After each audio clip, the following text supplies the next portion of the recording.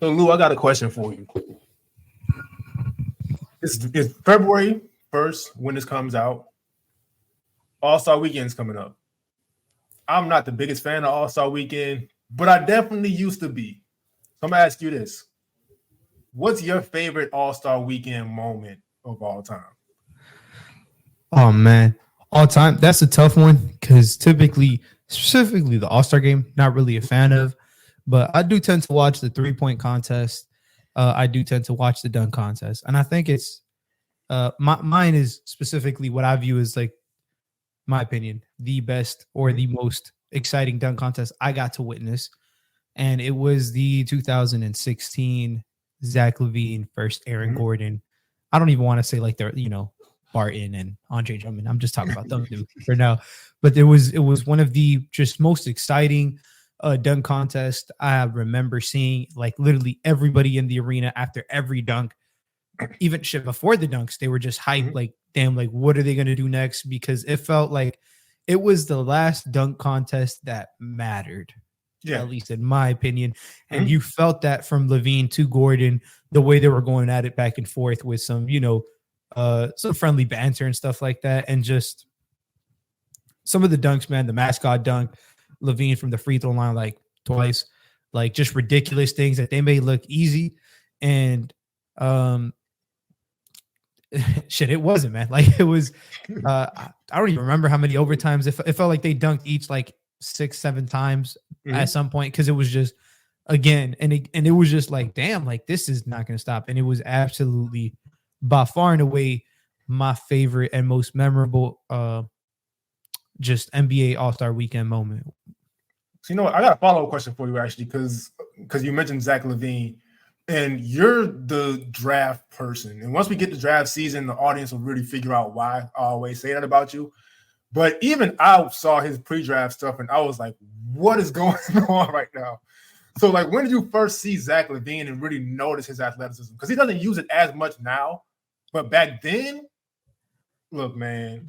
Hey, I started watching the draft real heavily, and it was like LaVine was already into the league. So my first introduction to LaVine was obviously Minnesota LaVine. And, Minnesota didn't get a lot of TV time back in those days. But the first time I saw him was actually in a preseason game. And I was like, this guy's kind of, he's moving around pretty good, like smooth, quick. And then out of nowhere, he just, damn, like different. And it was a lot of people were talking about, oh, he could be Russell Westbrook. Like that used to be like at least the Reddit, the Bleacher Report back in the day when Bleacher Report was, I mean, they're still popping, but like there was like peak Bleacher Report, like, oh, this is going to be the next Russell Westbrook, At a moment in time, Russell Westbrook was the most athletic player, arguably, in basketball. Like, and it was Zach LaVine. And then when he just went to that dunk contest, man, just put on a damn show. Like, absolutely insane. Kind of sad that he doesn't dunk as much as he used to.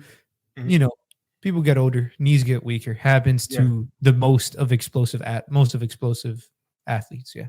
The thing about that dunk contest that I respect the most, though, is they did have to dunk so many times. And, like, you only plan so many dunks for the dunk contest. And so, like, for them to have to come up with stuff on the spot and still keep the entertainment value high. And also, the dunk contest lost its luster completely now. And it also lost its luster before that. I can't name a single dunk aside from, like, mid-2000s, like, when, like, Josh Smith won. No, the most memorable one before that was the Andre Iguodala and Nate Robinson.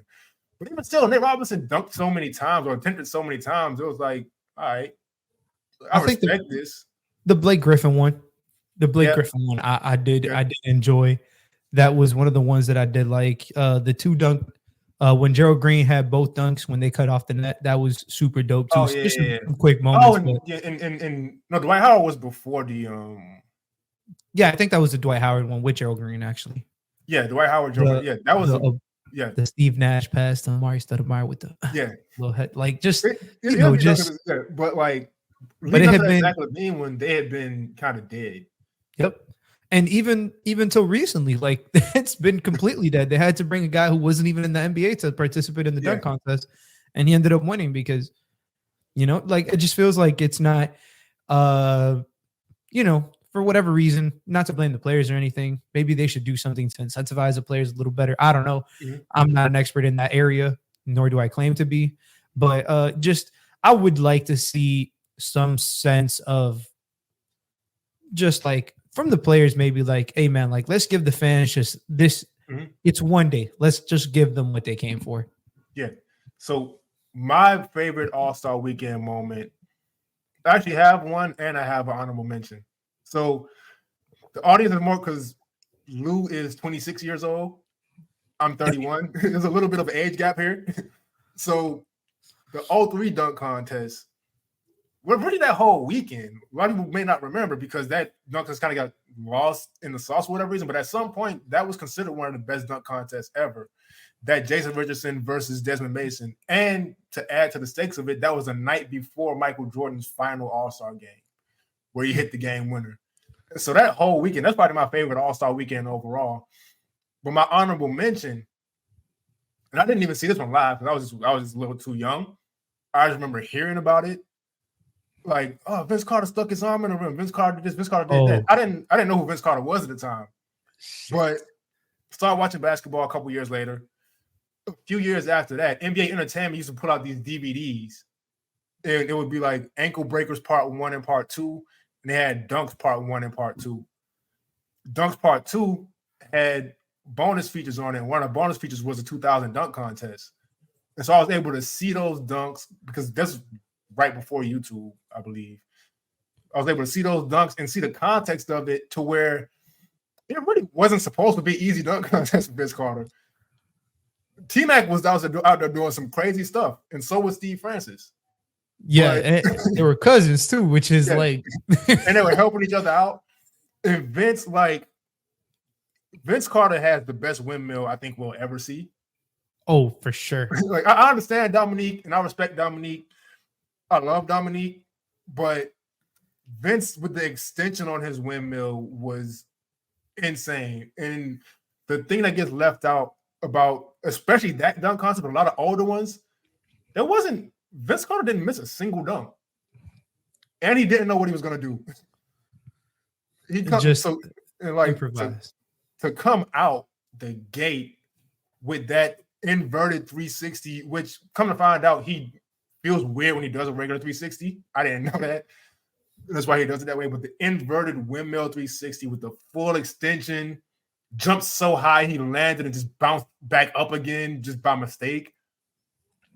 And like, put it this way, for the year 2000, you to take off from nearly the free throw line with two hands and it's underwhelming. That tells you about everything else you did before that in that contest. And so I think that's my favorite dunk contest. My favorite moment, though, is the combination of the 03 dunk contest with Jason Richardson and Desmond Mason going back and forth, and Michael Jordan the next day hitting the game winner in his final All-Star game. Yeah, and to the point about like the dunk contest mattering back then, like the other two players who were in that one was Richard Jefferson and Amari Stoudemire, and they were both lottery picks. Mm-hmm. Like, it just I don't know. It's I feel like just the mindset around it's changed. Kind of wish it would go back a little bit to, I'd love to see some of the, the high flyers. I'd love to see, obviously Jaw's not going to be able to do it, but guys like the in-game dunkers who are flashy in-game, like I want to see them get a chance, man, because like the power dunkers are cool and all that. They're cool for the game, but like I want to see some creativity.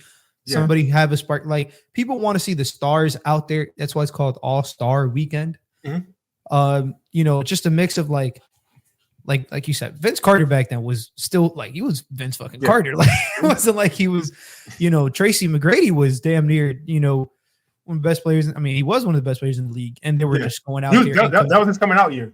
Yeah, exactly. He really came out the next season, but that was when he started to really put his name out there in his final season in Toronto. I think he averaged 18 a game that season. That's when he was really starting to come out and like show. He ended up getting a max contract that summer. Yeah. And just goes to show, like, the recent one we had was it nowhere as that. The recent one in recent years haven't really been like that. Like even like, I mean, Gordon was at the time of this dunk contest. He was a top 5 pick. Levine as well. But like since then, it's just felt like it's just been on a little bit of a decline. That felt like just like the one random spike in the chart. Yeah. But hey, Jason Richardson, underrated dunker. We want to talk about one of the most underrated dunkers of all time. For sure, Jason Richardson's up there. I know a lot of the younger crowd probably doesn't remember. Like he was the original, like man, like he was just him and Vince really started like what Vince did. Like he kind of like he was like, all right, I got you, man. I'm gonna carry this along up until again his knees started giving out. Like just in general, like his body started wearing down a little bit. But one of the few people who participated in a dunk and a 3-point contest, I believe.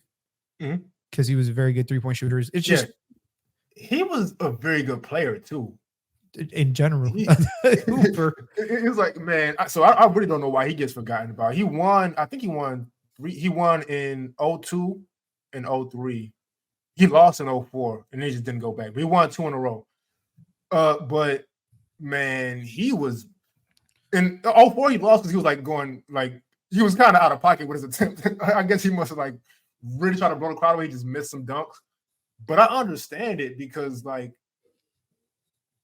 he was doing stuff, and he was another one. He didn't know what he was going to do. When he just decided he was going to go out and just kind of wing it. And he just had so much, like, it looked so, like, stiff, but he was just so athletic. It was just kind of crazy. I wish he got more, like, I wish he was more remembered. And even still, maybe like a year or two ago, like, he caught a reverse lob in Big 3. Like he still has it. Crazy. It's just 43 years old now, I believe, or something like that. Crazy. He's almost as old as LeBron James. Anyways.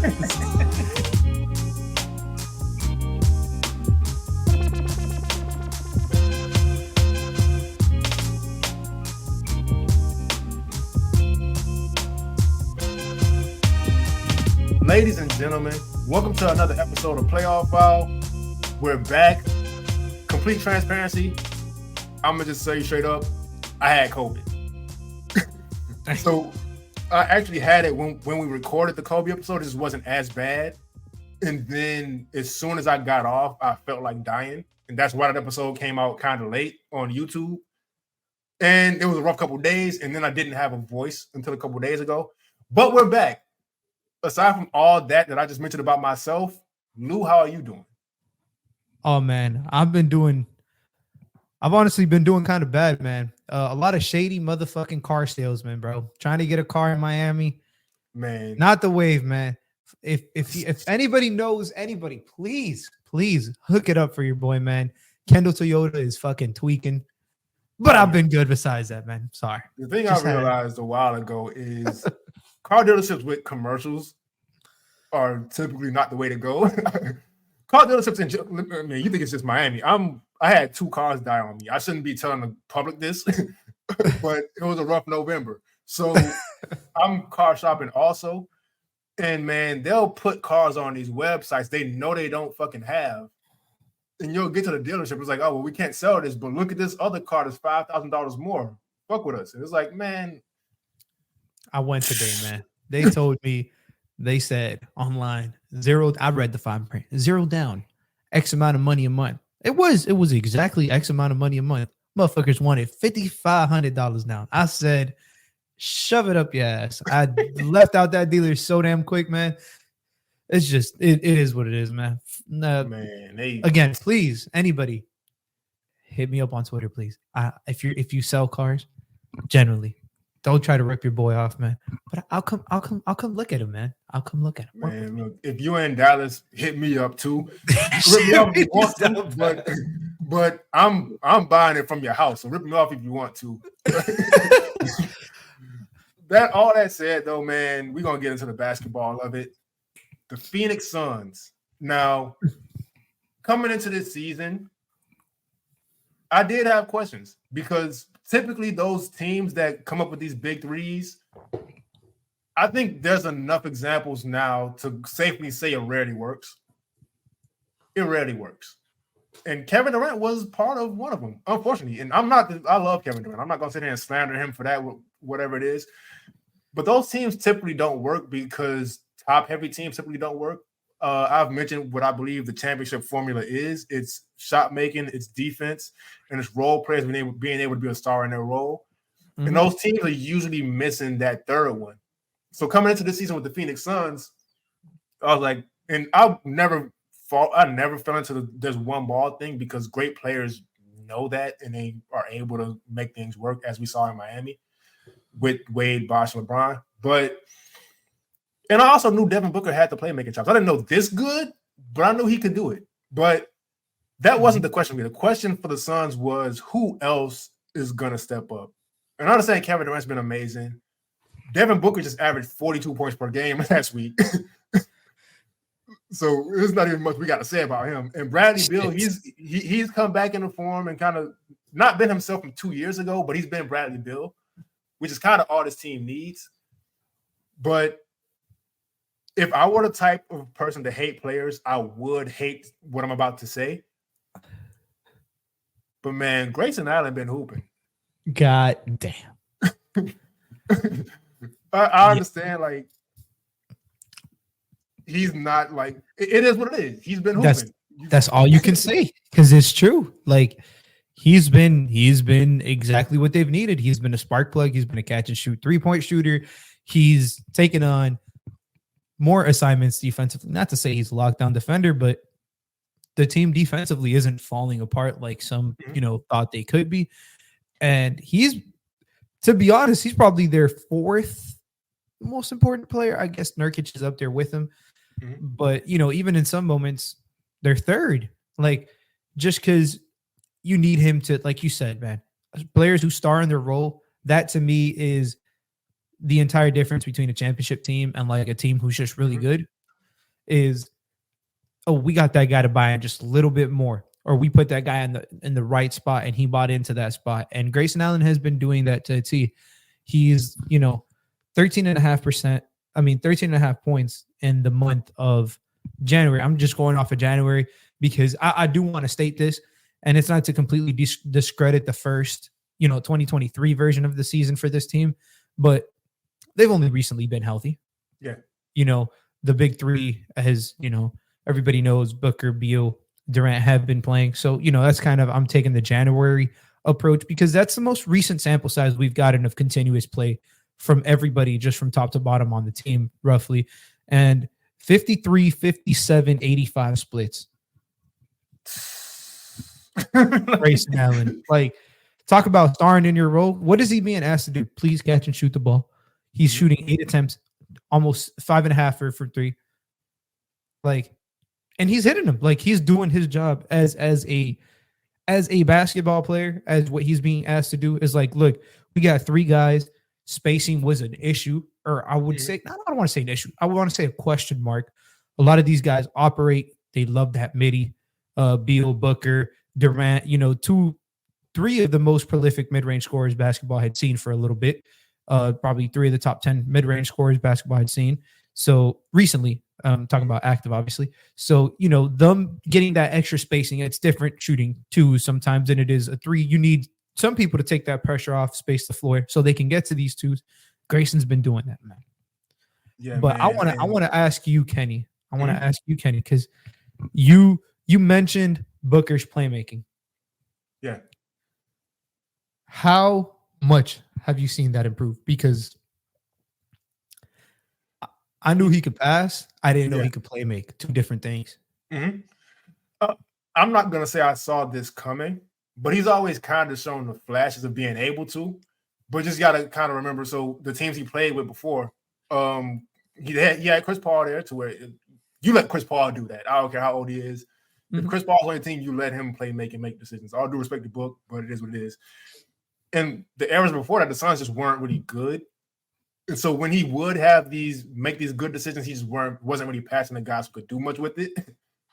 And so now he's able to really take advantage of what his teammates give him the space to do also, which allows him to score, which now you have to worry about him. And now he gets to really dish the ball out and really play making all that stuff. And I think the thing is, just in general, even not necessarily fully aside from that, but I kind of don't like the word take, but my viewpoint on this in general is I think we, in general, as basketball fans, kind of have to get rid of the depth chart mindset, which is, all right, he's the point guard, so he has to do this, or he's a shooting guard, he has to do that. I don't think that's really the NBA anymore. Absolutely not. I think aside from like Tyrese Halliburton and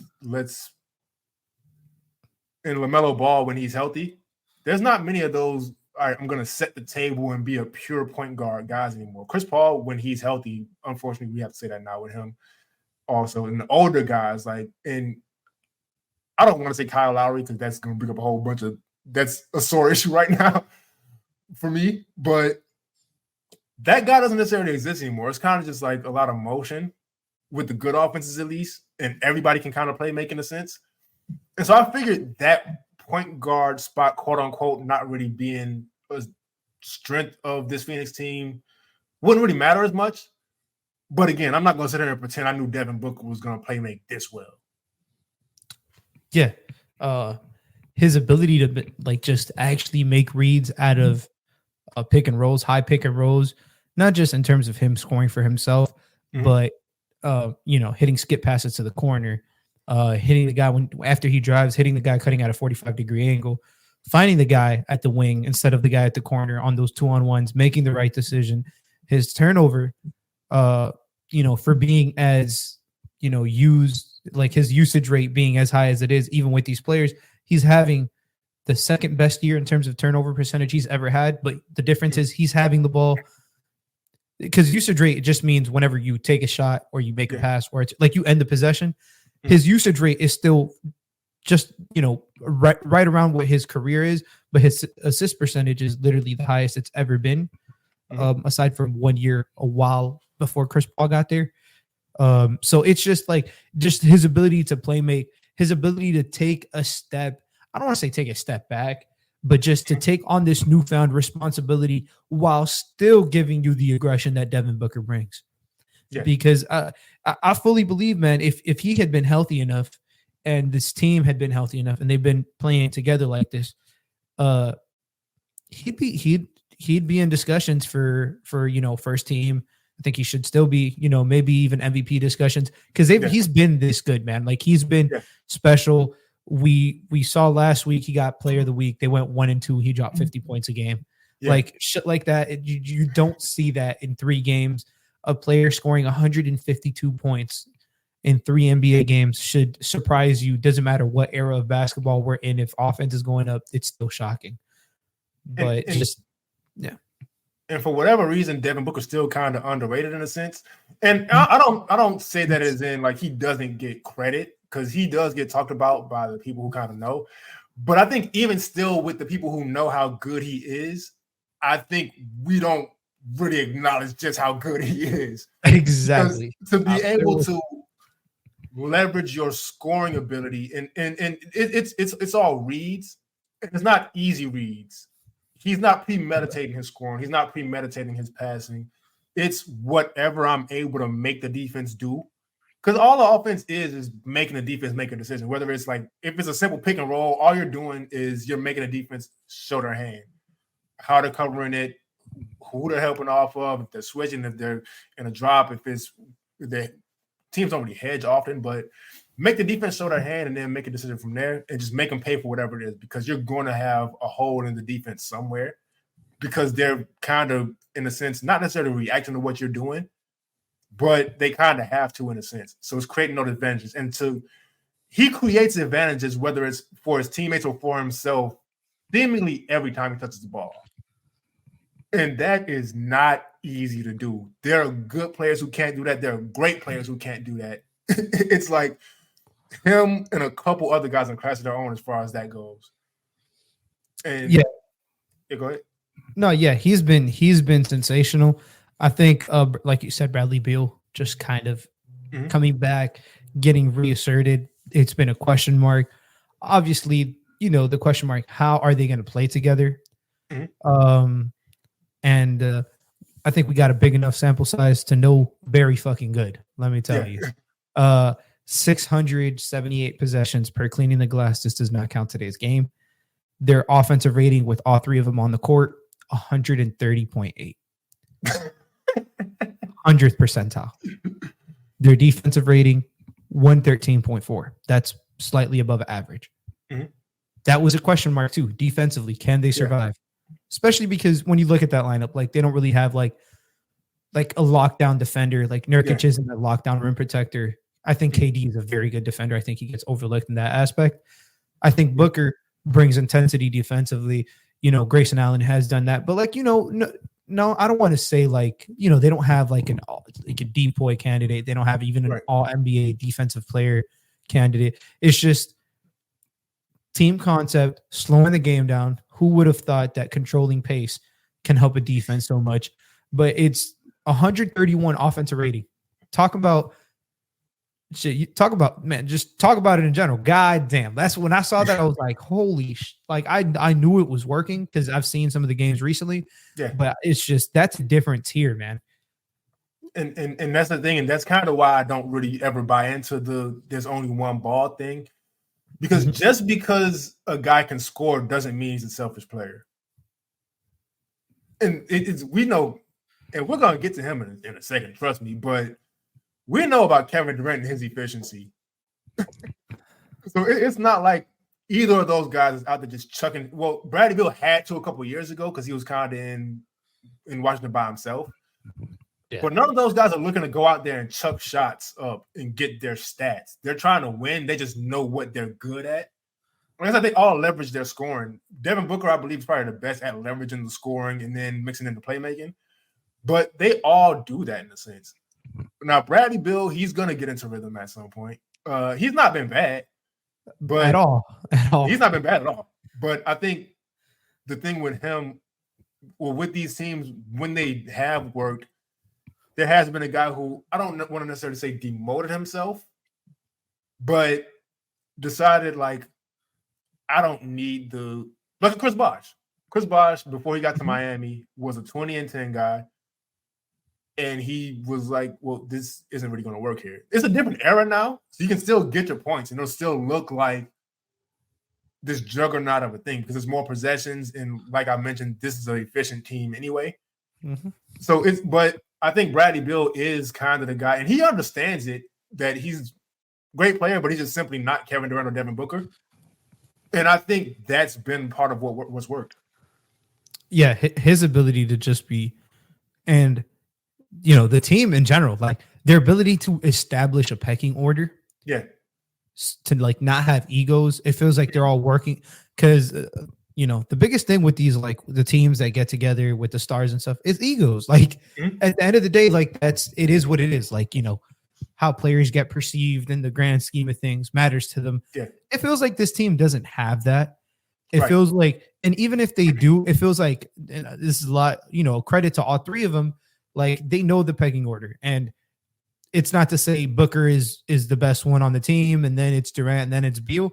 It's just to say, like, look, this is the way the offense is going to flow. Mm-hmm. It's agreed upon, and it's fucking working. So it doesn't need a switch. They're all being very efficient. In the month of January, 54, 55, and 49%.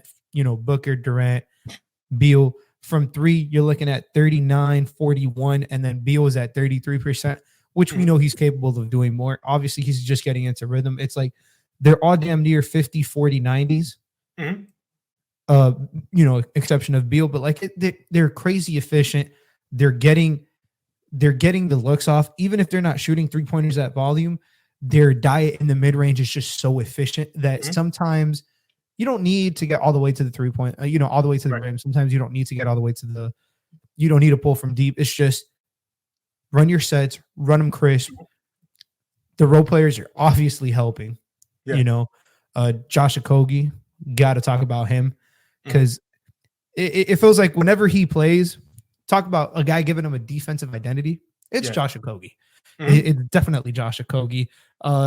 You know, the bigs, like they have two centers that are giving them good minutes between Eubanks and Nurkic. Like the team just feels like they're gelling, and they're gelling. They have, you know, 30 games left in the season, 30 more games to get better. but they've been creeping up in the West. I believe they're as high as, if I'm not mistaken, they're as high as 6 when I saw recently. They won 8 of the last 10 games. And they won again today, so whatever that makes yeah. it. But yeah, so they're all the way up to 6 recently. Like they've been creeping out of the playing spot. Things are just clicking on all cylinders for this team heading into the, what's going to be the All-Star break and et cetera. And we have to acknowledge Kevin Durant. For sure. We have to, just in the sense of, because it's not only the age thing, which is impressive enough with him being, I believe, 35 years old, and still being an elite player, but also he's been so elite that you'll forget he had injuries to where if he had them 10 years before, his career would be over. And for him to still be one of the best players in the league, still unstoppable, still efficient, I just kind of want you to talk about that, because I saw Kevin Durant from the beginning of his career, and he had it from day one, obviously. But oh man, for him to still be elite in this way is kind of crazy. Talk about adapting. It's felt like, obviously early in his career, it was kind of his team, with the Westbrook, it was him and Westbrook, but like he was basically the scorer, yada, yada.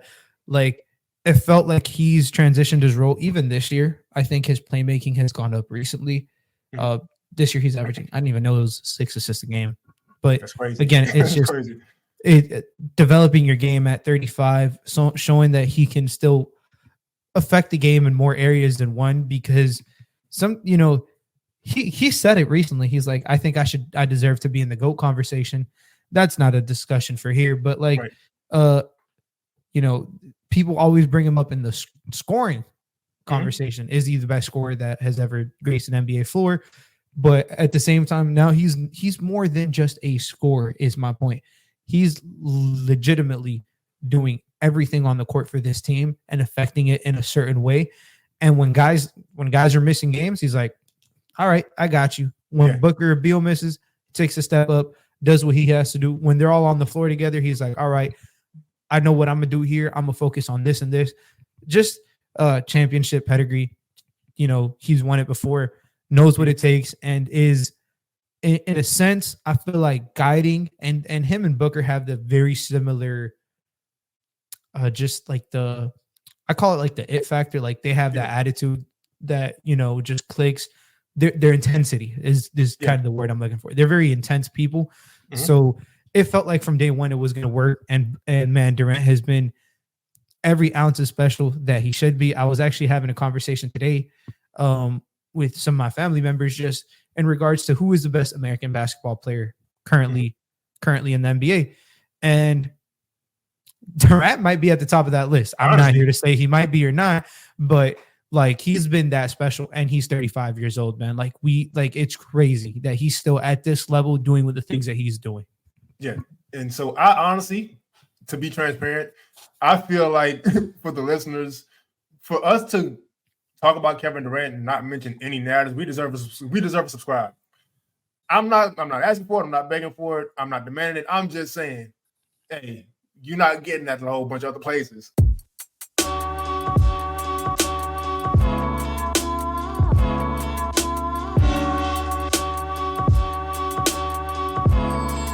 Right now, the Sacramento Kings are 27-19. They just lost to the Miami Heat. We're not supposed to be biased on this show, but thank God. Yeah, man, it got rough for our team for 7 games there. But man, there's 2 players in particular I want to talk about, and we're going to make sure we get to them. But I just want to point out that, first of all, tonight, Domantas Sabonis, he had a triple-double, but it was his 29th consecutive double-double. Crazy. I feel like with Domantas Sabonis, he's another extremely underrated player. And I can't even say it's because of the team he plays for, because last season the Kings got a ton of attention. They haven't been as explosive this year, even though they have been, like I said, 27-19. That's not bad. It's expected this year. Because I feel like they're probably just as good, maybe a little bit worse, but they've also had a little bit, some changes and stuff like that. But man, like you were saying, like They're 27-19 and nobody's talking about them. When last year they were roughly around this pace and everybody was like, they're Like turning heads. Exactly, like the Bane. And so, man, I kind of want to just give credit because heading into tonight's game, I was preparing for the show right after the game, so I didn't check after the game. But heading into tonight's game, the Kings were on a 4-game win streak where Domantas Sabonis averaged 17 points, 17 rebounds, and 7 assists. Damn. That's ridiculous. That's ridiculous. I understand without question that Nikola Jokic is the best passing big in the NBA. I understand Alperen Sengun is incredible with the passes he makes. Mm-hmm. We got to stop overlooking Domantas Sabonis in that category. Sure. And it's not just a dribble handoff. I know they dribble handoff a lot and he gets assists off that. I'm not looking at assist numbers. I mentioned stats on here to kind of give context, but anybody who really knows me knows I rarely even check box scores. I don't care about that shit. Watching the games and the reads he makes, even off of offensive rebounds, to where, like, if you're playing and you're getting an offensive rebound, you're focused on getting that rebound. And he knows where guys are just right off rip, and he's making he's making tough reads off these. Yeah, and even the dribble handoff thing, like people, it's still not easy. It's not easy, man. Like we've seen firsthand a lot of people who just don't know how to do it. We see it every NBA team who is not like those bigs we named. If you're not Jokic, dribble handoff, very good. Sabonis, dribble handoffs, very good. Bam is very good at dribble handoffs as well. It's like there's very select people that just know if there's a pacing to it, there's a way to do it. There's a way to like deny the dribble handoff, keep your dribble alive, hit him when he cuts around. And Sabonis it feels like he plays basketball to a T. And he's been like, I know you stated in his last 4 games, but this entire month he's been on a fucking tear. Yeah. 21, 14 and a half, and 9. Like, can we talk about his rebounding for somebody who is not the most athletic person? Man. He is incredibly strong. Literally, it feels like he's a cement brick, like that you're trying to move and just does not go anywhere. First, he doesn't even feel like he's like that, like hefty in terms of like weight, like some of the like we just talked about Nurkic, like you can tell Nurkic just like 290, 295. Yeah. Sabonis doesn't feel like that, but it's just he has that like grown man strength. He has just the IQ and like wherewithal and placement of rebounds. Like he can just find things that typically most players don't find. But we got to talk about Swiper. Yeah. I want to say one more thing about Domantas Sabonis' rebounding, though, before we move on. So with his rebounding, I think it gets, and this is important for me to say because a lot of people kind of like, especially if we have somebody younger listening who plays and probably should know this. When The Last Dance came out and Dennis Rodman was talking about rebounding, it went viral because Dennis Rodman is a funny guy with the whole click here, do this, boom. But when I was watching that live, like, it made complete sense to me because I had heard Dwight Howard say a similar thing as far as it was more coherent, but rebounding is a skill. I think a lot of people don't know that. It's not just because what you get told a lot of times and what your coaches may tell you if they're not that good of a coach, to be honest with you. They'll just say it's about effort.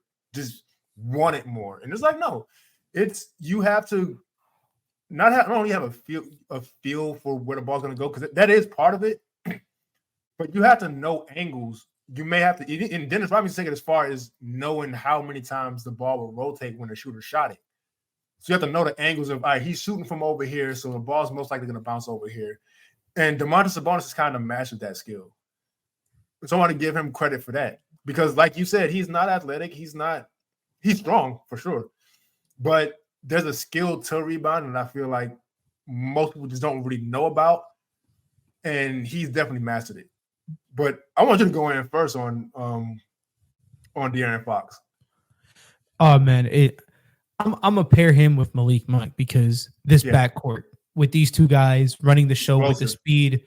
Yeah, like talk about the quickness, I guess, the speed that Sabonis doesn't have the top end of. Mm-hmm. These guys are like, you don't need that, man. we got you and then some, because they're like the speed that at which they play with, the downhill, like steady diet of I'm coming every single time I'm going driving it straight into the paint. De'Aaron Fox has done that. He was on a tear earlier in the season. He's cooled off a bit, but it's like the team is still winning. It's different ways to winning in basketball. Like, the shooters around him have gotten a lot better. Werder started off really bad. He's picked it back up as well. So it's just the ability to read the game. But man, Swipa, particularly offensively, has just been it's just been consistent pressure at the rim. His shooting has gotten better. His ability to process, to play without the ball as well. Him and which makes that pairing of him and Sabonis just that much worth it. Probably the most even trade in damn near basketball history. It feels like. And I said that from day one. Not to cut you off. I said that from day one. I feel like Tyrese Halliburton's my favorite player in the NBA. But one, it freed up De'Aaron Fox because they had to share a lot of responsibility. And two, the stuff Domantas Sabonis would open up for that team. But you were making. I'm not. You go ahead and finish your point. I just had to no, go ahead. By all means, shit. You're cooking. I was finished. I just had to mention that. No, yeah, it's just the ability in which they play alongside each other, like the space they create. People were saying, Sabonis isn't really a great shooter. Fox isn't really a great shooter. But in the same sense that's the case, it's forced Fox to kind of operate further away from the rim. But it's also given him somebody he can trust in pick and rolls. It's taken playmaking duties off of him. When Fox came into the league from Kentucky, obviously him and Malik Monk were tearing shit up over there too, so it's nice to see them back together.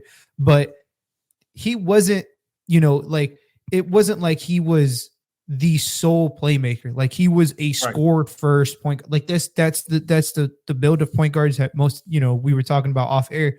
Most point guards nowadays are score first point guards. Like that whole position thing you were talking about is kind of different. And that's kind of what De'Aaron Fox is, positionless basketball. He's just a bucket getter at whatever space of the floor. But he's been on a tear. And go ahead, man. On De'Aaron, do you have anything to add? Yeah. So what I want to give him credit for is, and you kind of alluded to it, just the adjustment coming into the NBA. First of all, and there have been point guards who come into the league recently, and including Trae Young, who they'll come in struggling. And the first reaction to most things, which I don't love, is kind of like make fun of guys and be like, oh, they're a bust, is that, whatever. But for a point guard, no, I'll put it this way.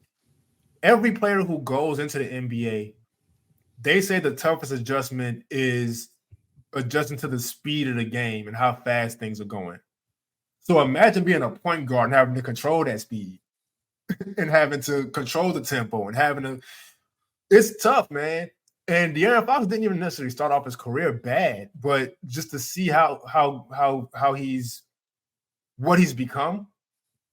And also the thing that's really tough for point guards coming in, especially his type of point guard, is, and it took John Wall a few years, even though he was really good, being that fast, but not overusing that, being able to slow down and just kind of, because what will happen a lot of times is you're faster than everybody, so just going, and you're making decisions too fast, and you're running plays too fast, and it comes down to things as small as your big is coming over to set a screen, and you went too early, and now he got an offensive foul and a turnover, another team has the ball, and you kind of ruined the momentum.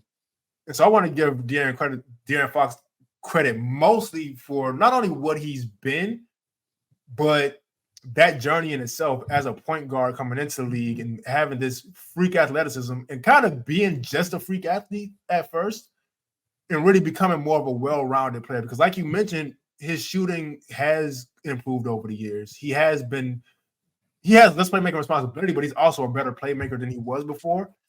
And so I want to give him credit on all that. Now, speaking of players improving as they've come into the league, Keegan Murray this year is a lockdown defender. And I did not expect that at all last season. It's like he read like one or two posts or articles or whatever about how the Kings lost in the playoffs last year because of the defense, he was like, you know what? I'll do it myself. I'll figure it out. He's been like, a lot of things get made on sophomore slumps. Mm-hmm. So far off the spectrum for him. Yeah. And I'm not talking about his points per game. I'm talking about like the actual improvement of his game as a basketball player. Like you stated, his defense has been 2, 3, 4 notches above where it was last year. Mm-hmm. He saw what it was needed to win. Super important for a player as young as him, or, young into the league. He's 23. That doesn't really matter. Just in terms of NBA experience, to get that playoff experience against somebody like the Golden State Warriors that they did last year. A lot of learning curves for him, got challenged, came back. And to be very honest, Kenny, I could have told you from day one in the summer league, he was about to be different. Oh, yeah. Day one in the summer league, for those of you who don't know, he dropped like 40 points, the most effortless 40 points. He was unfazed by everybody. He was getting, thrown up against, just looked like a man amongst boys and, ready for that second year leap. And he's carried that into the season on both ends of the court. And it's not even to state like, obviously we know what he could do as a shooter. We know how hot he can get as a shooter. It's adding the different layers to the game. Now being more of a 3-level scorer than just a catch and shoot shooter, putting the ball on the floor. Obviously not the best playmaker and stuff like that, but that's not really his role. He's more of a catch and finish, play finisher than he is, a shot creator or, a playmaker as opposed to that. But he's been no sophomore slump for Keegan at all, for sure. Yeah. And it's like, we talked off air, and I don't want to keep saying talked off air and not give the full context. We were talking about point guards, well, really scorers in general. And I used the example off air of Gilbert Arenas mentioned, I forgot which podcast or interview it was, where he was talking about his style of play when he played and why he scored so much. And the example he used is like, while you're doing all these dribble moves and in and outs and behind the backs and all this, he could have scored twice in that time because he just got to his spot and just got the bucket. And that's been Keegan Murray.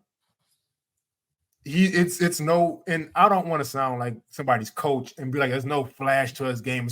But as I get older and as I learn more about the game, which I try to do every day, learn something, I start to really understand what my coaches back then were talking about. Like, that is the best way for you to, like, there's ways to be efficient with the scoring. I don't necessarily mean as far as the percentages, because sometimes shots either fall or they don't, but just kind of getting to the point in a sense. And you mentioned Keegan Murray as a play finisher. I couldn't have said it a better way. That's usually used for like lob catchers and whatever it is and rim runners, but that's not really all it is with play finishers. So that's why I'm glad you used that in the sense of Keegan Murray, because if he's open, he'll shoot it. He'll just, if not, he'll attack the closeout. If he only needs one dribble to do it, he'll take that and pull up. He has so many ways to score in so little time. It's exactly what that team needs. Yeah, and it's so much of, we stated like Sabonis playmaking. Mm-hmm. We stated what De'Aaron Fox does in terms of getting to the rim. His ability to just capitalize off of tilted defenses once they become tilted with Fox's speed or with Sabonis' savvy is, truly special, man. And his ability to remain efficient while basically, having more responsibility, having to shoot more. Sometimes he does get to create a little bit with less time on the shot clock. He is a bailout guy every now and then. But just his ability to remain efficient while doing it within an offense as a second-year player for a team who's 27 and 19, like, these things are not common in today's, in today's league, and just in general, not in just today's league, in general. Like, a second-year player should not be this poised, just know his role like this. Like, he gets it. That's basically what I'm trying to get at. And I'm not just talking about gets it from the standpoint of stats and like what he does. Like, he gets it in the standpoint of winning. Like, He's like, what does it take to win? Like, that's what I want to do. And yeah, Keegan's been special. He absolutely torched the fucking Heat today. He had 33, had a previous game where he hit like 11 threes as well. Like, just still has that to his game, but it's not just that he can get to, it's everything else that he's been able to throw in and just get better. So this whole theory of drafting older players because they can't develop, man. Yeah, and there's to be a little transparent with the audience. There are so many times where I'll be about to say something and Lou will have no idea and he'll just transition perfectly into it. But we talked about that with Iman. Like, good teams should start looking at these older players because they've come up and they've already played in systems. Sometimes they've played in the same system your team played in already. And I'm not gonna sit here and pretend I know what system Keegan Murray was in college, but just the overall understanding of it's different from, and I don't have an issue with young players either, but it's different when you've been in a system for a while to where you fully have the concept of I don't necessarily have to be the guy every single night. I can attack the closeouts because somebody else drew the help, and now I can just get my points this way. And I'll still get my points, and we'll still win because I'm still making things tough on the defense. I'm just not the first person in this possession to do it. And so, man, credit to Keegan Murray. I understand, like, even with him being a great example for what we talk about as far as older players coming into the league, still having that mindset is just incredible, man. Yeah, and to transition from Keegan, because I'd be fucking remiss, Kenny, if I did not bring him up. Malik Monk. Oh, credit to him because he turned his reputation around. Talk about different players get it at different times. Mm-hmm. Different players get it in different locations. They have different freedoms, yada, yada, whatever it may be. But Malik Monk this year, in my personal opinion, would get my vote for Sixth Man of the Year. Mm-hmm. He has been, talk about playmaking. Yeah. Some of the reasons Fox isn't playmaking is because Malik is. Right. His passing has been sensational. Literally has not started a game under Mike Brown. He not one game. Has 77 last year, 44 this year. Mm-hmm. 0 starts. Definition of a sixth man. Right. Getting to the rim. If I don't want to say efficiently scoring because 43-38, but just getting the team a bucket when they need it. Too much can be made about efficiency. Sometimes you just got to create something out of nothing. Yeah. And he's been doing that. His playmaking, creating shots for others, like just in general, getting to the rim, creating something out of nothing, something that he's doing for a team that desperately needs it. Mm-hmm. And a lot of the beneficiaries of this are guys like Fox, obviously, like we talked about Keegan, as well as like Kevin Herters and Harrison Barnes, like just the team in general. They just, yeah, man. Sorry, but Malik Monk, I would have just been remiss to not talk about him because watching him in Kentucky, you know, he was a little small. Maybe he wasn't the good enough passer to play the one of those tweeners that is really a 2 in a 1's body. But he's shifted from that, man. A career high by far in assist. Yeah. And just adding layers to his game. And he's only 25 years old. And he's been in the league for what feels like forever. Yeah. And you know what? He's a great example of why both me and you always talk about not really judging a player too soon. Mm-hmm. And look, none of these guys peak at 22, 23, 24 years old, right? So he's a great example of that because a lot of times players do develop things behind the scenes and they're just either not asked to do it or they're not in the right place to do it. And so in Charlotte, he wasn't going to get the chance to play make because LaMelo Ball has it. It just is what it is. It's LaMelo Ball, and then if not LaMelo, it was Terry Rozier. He goes to LA, it's LeBron. And I don't care who you are. If LeBron's on the floor, you let him make the decisions. Point blank. I don't care what it is. And so, man, credit to Malik Monk getting the opportunity to do more than because also that style of player of what he was before, just come off the bench and score. I personally don't. I think that role isn't all that necessary. They should still be able to do some more stuff. But those guys also get a bad rap in a sense. It was like automatically they just get assumed to be like a low IQ type player. And that's not always necessarily true. Sometimes it's just what they have to do. They may be inefficient at times, but a lot of times that's because they have such a green light where if you don't shoot this ball, you come out of the game. I don't care what your percentage is.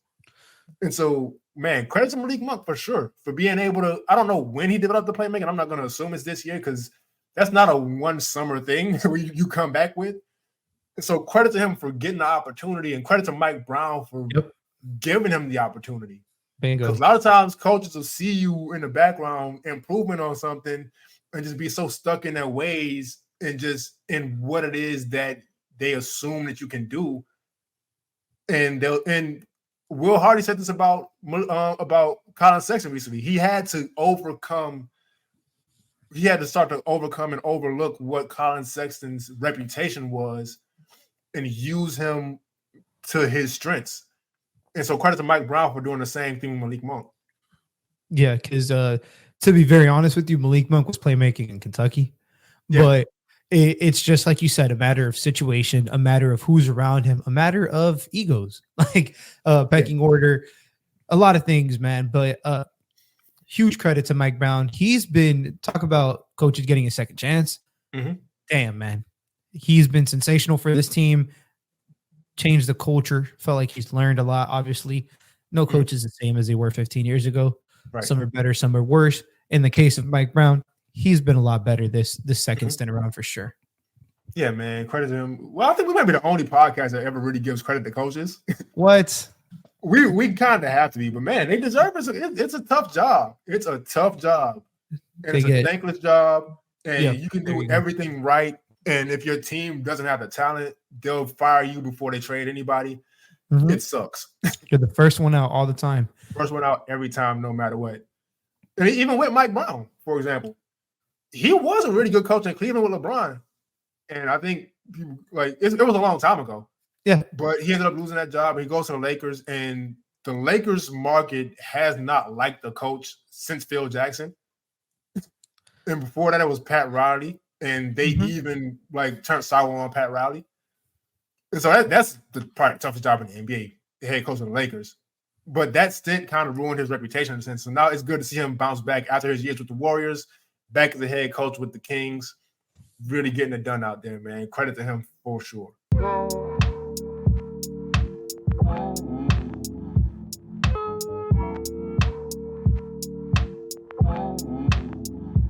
This 65-game rule for awards, I didn't put much thought into it because I am also an NBA consumer, and I stopped going to games because I'm not trying to – because when I do go to NBA games, I don't want to sit in a nosebleed. So I'm going to spend a decent amount of money to be able to really see what I'm watching.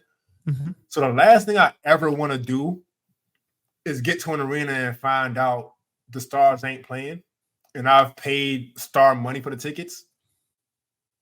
But on the other hand, this 65-game rule, in my opinion, draws a line in the sand that I don't think is necessarily safe.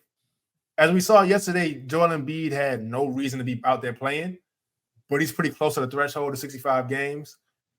And Tyrese Halliburton, I read yesterday, because it's not just about the awards. Awards a lot of times come with incentives in players' contracts. And so I read yesterday that if Tyrese Halliburton misses 3 more games this season, he could lose $41 million.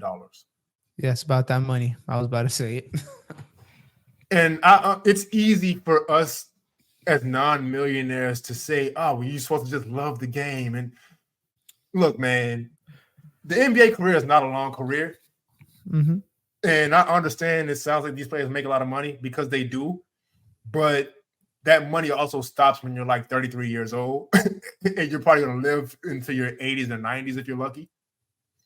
So I'm all for players getting all the money that's available to them.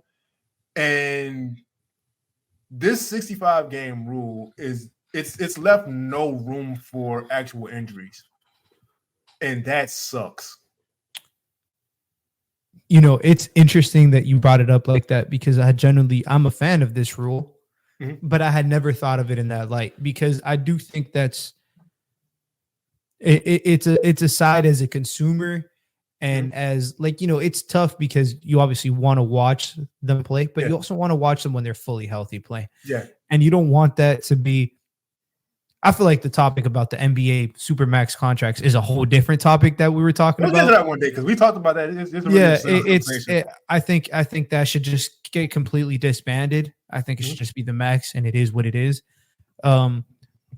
Because for different reasons, but just in general, but that Supermax in par with this 65 game rule is just been, it's been, like you said, Embiid yesterday, Tyrese recently, and we'll see more examples. Obviously not players who've gotten their money, but you'll see around, I would say 2 to 3 every year, or maybe even more. I'd say about a handful every year of just players who are just trying to play enough games because either A, they want an accolade, or B, they want to get their money. I think for more reasons than one, it's probably going to be for the money, but it's a double-edged sword, because on one end you got, like, you have to love it because you're protecting the consumer, and on the other end you got to be careful because you could just literally be harming the product. Yeah, that's the thing. I completely understand both sides, and trust me, like I said, I'm a consumer, and I stopped going to games, and I love the atmosphere of NBA games, but I can't trust it because I don't know who's going to play and who's not. But I'm sitting there watching Joel Embiid yesterday, and it was just kind of sad. Like, you don't want to watch a guy, like you said, you don't want to watch clearly injured guys play either. And I think so. There probably has to be some kind of compromise. I think, and this is not the league's fault that these incentives are in these players' contracts.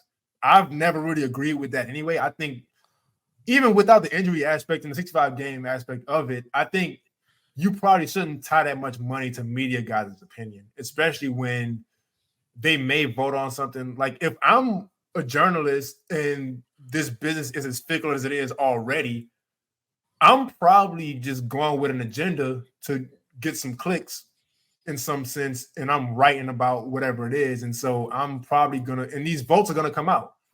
So, for example, Skip Bayless can never in his life vote LeBron for an award, because it's going to come out that Skip Bayless voted for LeBron and this whole thing's a sham. And so I wouldn't want something like that to be tied to my money if I were a player. And so I've never agreed with the incentives and contracts anyway, but they do exist. They do exist. And now this rule, which again, I love it as a consumer, but it's just leaving a lot of guys to make tough choices, because it kind of punches guys who do actually get injured and really can't go, because you only got 17 games to miss. And that's like one injury sometimes. Yes. 17 is you pull your hamstring once, you tweak an ankle another time, boom, 17 games passed. Yeah. You miss a total about a month. Man, it's tough. It's tough. So I don't know what they're gonna do about it. I wouldn't say just take the rule away, because again, the consumers have to get something. It did get out of hand at one point. But there probably should be some kind of tweak. I just don't know what that is. And like I said, I think the tweak should come within the contracts. Yeah. I don't think it should come within the, first of all, I think that tying people's money, like you said, to what a media person, not saying that they shouldn't have a vote, but it's just, I feel like there could be too much things that are going on behind the scenes one doesn't know about. I would like to get full transparency from every voter. And I would like to, get some reasoning behind every vote, but that's never going to happen. So regardless, the all NBA third team stuff, like second team, first team, that should not matter in a guy's incentive or in a guy's money, in my personal opinion. I get you want to pay the best players the best money, but I feel like with the way the cap is and like all that like nerdy stuff, it's not really in a great place. So I just feel like in general, there's too much there's too much max players. And the reason there's this super max is because to justify the max players and somebody being better than them, in theory, a lot of things behind the scenes, man.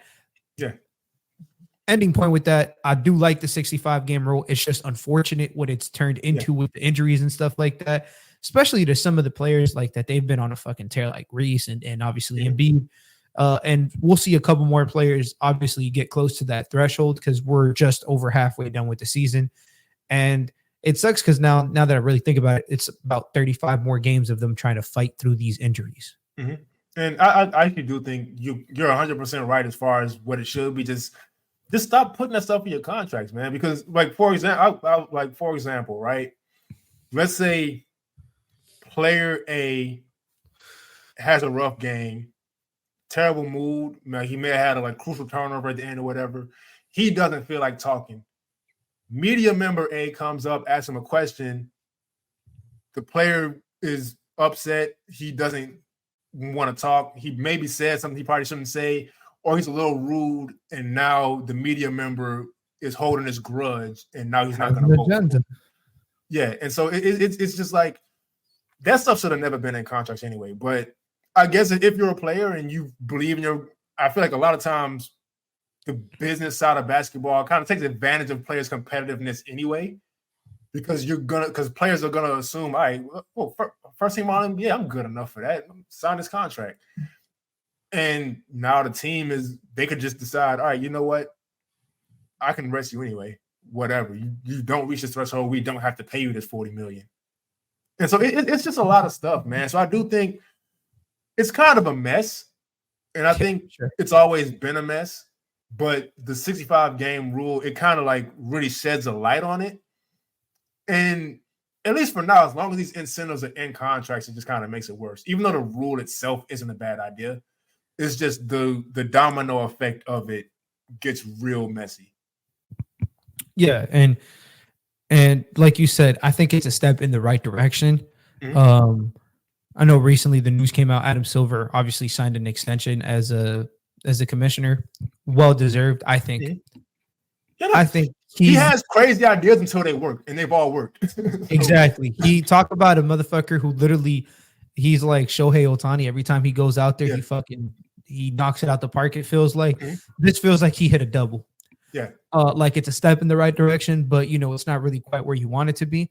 But it feels like it's not due to his fault. It's just he was playing in X Stadium and the wall was way too fucking far, but he hit it good. You feel me?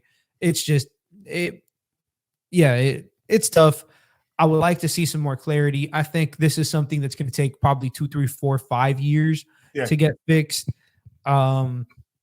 Just a step in the right direction, but still not the perfect solution. It's kind of it's going to take a while. Guys' contracts are going to have to run out, and they're going to have to renegotiate. But now they know it's not worth it to have these. Just pay me my money up front, because these incentives, like, there's no guarantee I'm going to only miss 17 games. Like, that's kind of like, it's a physical sport, especially with as fast as guys play now. It's you're going to get injured at some point.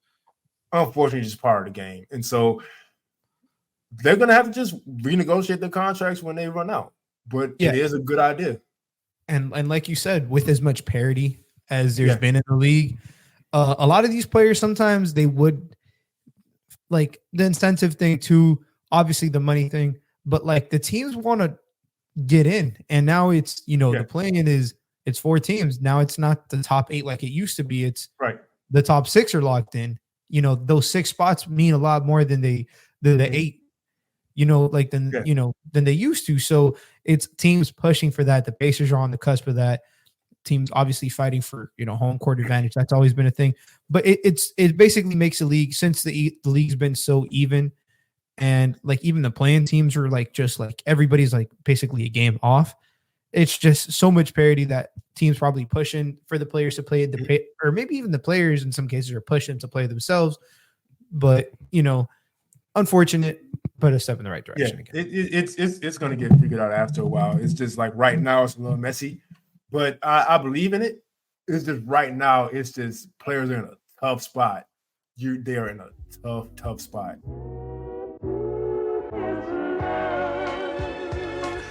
Thanks for tuning in to another episode of Playoff Foul. I'm Kenny Spence, social media KennySpenceNBA. You can follow it if you want to, but I really want you to follow and subscribe to Playoff Foul, because I'm always honest about it. It's a lot of hard work, but we do it for y'all.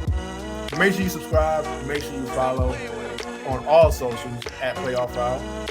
Lou, what you got? Where can they find you? Find me at SaucyTakes. No spaces, end it with a Z. Honestly on everywhere, but really just follow me on Twitter.